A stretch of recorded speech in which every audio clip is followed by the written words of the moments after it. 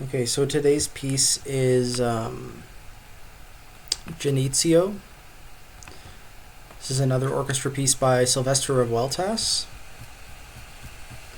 If you would like to listen to some more pieces by Revueltas or get his biography, I recommend the episode numbers below.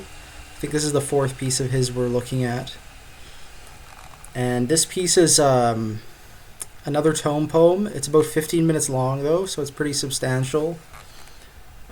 And it was written in the later part of his life, I think around 1936 or something. The instrumentation is 3-2-2-2, 4-2-2-1, 4 percussionists, at least 4 percussion instruments, and then strings. And it opens with just the brass choir, which is kind of interesting because I think we've seen at least one other piece by a Mexican composer that starts almost exactly like this in terms of orchestration, but it's like a more modernist piece. Yeah, I don't know anything about this piece really except that Janitzio is a small island town, which like that in the middle of a lake in Mexico, which predominantly is like a fishing village. That's what it is historically. Revueltas, as we've mentioned in previous episodes, he's a Mexican nationalist composer, also a communist, and I think he had some pretty sarcastic comments about this work, like being sort of like a contribution to the tourism industry in Mexico. My mistake, it was first composed in 1933. But yeah, here's some photos of the village. It has this iconic statue on top. This is a view from the village. It's Lake Pátzcuaro in Michoacán. Yeah, Mexico. Revueltas conducted the premiere of this work. Some sources say it was by Orchestra Sinfónica de Mexico in Mexico City on the 8th of December 1933. But it may have previously been performed at a conservatory, or no, it's at this art center, Palacio del Bellas Artes in Mexico City. Here's the program note I was talking about. Janitzio is a small fisherman's island in Lake Pátzcuaro. Lake Pátzcuaro stinks. Romantic travelers have embellished it with verses and music of the picture postcard type. Not to be outdone, I too add my grain of sand. Posterity will undoubtedly reward my contributions to tourism. There's a sort of disdain in the program note for consumerism and capitalism more generally. Kind of like the last piece we looked at of Revueltas, it's in 3 sections with a slow section in the middle. However, it is not a multi-movement work. This is all one movement, I think. So I guess there's no sense in wasting time. Let's give this a listen, and I'll try to give my comments, record my comments on it, and get done before 9 a.m. here. Okay, so first off, this score says that the piece is 15 minutes long, but maybe you're supposed to take it much slower. I don't know. It felt like dotted quarter equals 80. Anyways, any performance I found online is like between 6 and 7 minutes long. So it's for some reason the duration on this score is double what the piece actually is. Yeah,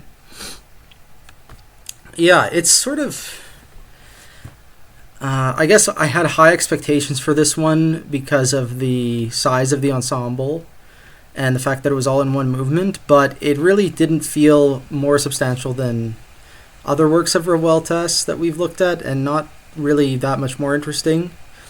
I do like that so it's basically just an ABA thing. I do like that the A section has this waltz-like quality to it. It kind of reminds me of like Mahler 4, So there's something sort of like scherzo-like about it, and there's these very humorous, like polytonal moments, which I think would be really good examples of polytonality in like post-romantic music, because it's very seamlessly done. And of course, like the rhythmic things are fun, and the interruption moment that happens both times in the A section. It's right off the bat kind of sophisticated in terms of like part writing. What interested me about the middle section, which was like the slow section, was it was very much just like a simple 2-part writing exercise until the climax in the middle, where you get these chordal harmonies in the brass. They just like come out of nowhere. And that was just a very creative little thing. I'm talking about, you get this 2-part stuff with the clarinet and the bassoon, and then you get the full orchestra doing it, but it's very much just like octaves and unisons. And then it's the trombones and horns just blast these like chordal harmonies. Very strange. That whole section too is like, it kind of just repeats the same melody like 3 or 4 times. And that's one thing I've noticed about Revueltas, is he doesn't do a lot of like developmental stuff in general. So his forms tend to be like, there's an A section and a B section, and you hear a melody like over and over again, but he embellishes it in like creative ways. So both the A section and the B sections in this case are kind of strophic,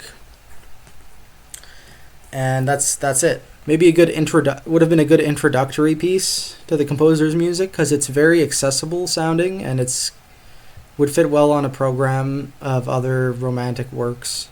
So next on the docket, we're getting kind of into the deep, like early 20th century stuff now. So there's a couple big ones that I have scores for. It looks like we're not getting to them quite yet. So the next session is actually going to be a Carlos Chavez piece. Then we're going to have like we're going to have 4 classics back to back, all written between 1900 and 1925. So one more Mexican piece, then we got, The Pines of Rome, Pictures and Exhibition, Rite of Spring, and some Mahler. And that should round off this like first big portion of the orchestra series. And for anyone interested, I think I mentioned this at the beginning of the series, but after that we're getting into like more concerto textures. So we're going into all the pieces that are for instrument and orchestra kind of thing. So yeah, that is Janitzio, and our last Revueltas piece for a while.